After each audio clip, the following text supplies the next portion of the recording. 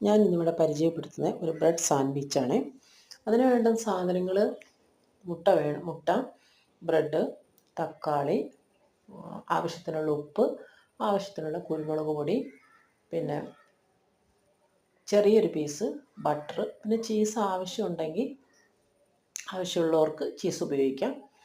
ഞാനിവിടെ ചീസ് എടുക്കുന്നുണ്ട്. ഇത്ര സാധനങ്ങളാണ് ഇതിലേക്ക് ആവശ്യമുള്ളത്.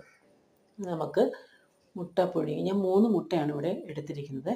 മുട്ട പുഴുങ്ങി തണുത്തതിന് ശേഷം തൊണ്ട് കളഞ്ഞ് അത് നമുക്ക് ചെറുതായിട്ട് ചോപ്പ് ചെയ്ത് വെക്കണം.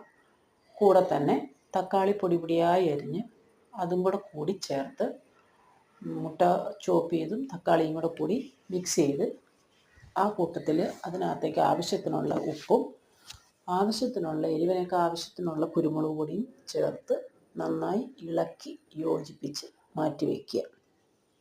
അതിനുശേഷം ഒരു പാൻ എടുക്കുക, അടുപ്പത്ത് വയ്ക്കുക. ചൂടായി കഴിയുമ്പോൾ അതിനകത്തേക്ക് ഒരു ബട്ടറിൻ്റെ കഷ്ണം പീസ് ഇട്ടതിന് ശേഷം നന്നായി മെൽറ്റായി കഴിയുമ്പോൾ നമ്മൾ ബ്രെഡ് ഓരോ പീസസായി വെച്ച് തിരിച്ചു മറിച്ച് വെച്ച് അത് റോസ്റ്റ്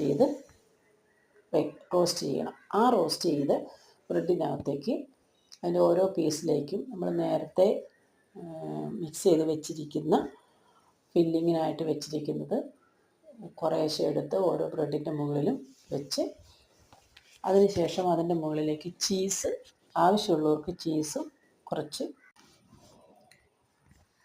അതിനുശേഷം വീണ്ടും അതിൻ്റെ മുകളിൽ ബ്രെഡിൻ്റെ പീസ് വയ്ക്കുക. അങ്ങനെ അതിനുശേഷം വീണ്ടും പാൻ അടുപ്പത്ത് വെച്ച് ചെറിയതായി ചൂടായി കഴിയുമ്പോൾ അതിനകത്തേക്ക് ആ ചീസൊക്കെ ഒന്ന് മെൽറ്റ് ആവാൻ വേണ്ടിയിട്ട് ബ്രെഡ് ഫില്ല് ചെയ്ത് വെച്ചിരിക്കുന്ന ബ്രെഡ് നമ്മൾ വീണ്ടും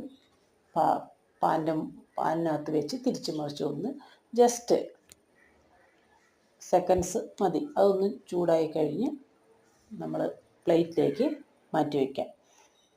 ഇത് സ്നാക്കായിട്ട് ഉപയോഗിക്കാം, ബ്രേക്ക്ഫാസ്റ്റായിട്ട് കഴിക്കാം, കുട്ടികൾക്കും എല്ലാവർക്കും കഴിക്കാൻ പറ്റും. ഇത് ഹെൽത്തി ആയിട്ടുള്ളൊരു ഫുഡാണ്. അത് മറ്റുള്ള വേറെ ഇതൊന്നും ഇല്ലാത്ത ഒരു ഫുഡായതുകൊണ്ട് എല്ലാവർക്കും ഇഷ്ടപ്പെടും.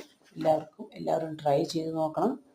പിന്നെ വീണ്ടും ഒരു പുതിയ വീഡിയോയുമായിട്ട് വരുന്നത് വരെ ബൈ. Bread sandwich ready.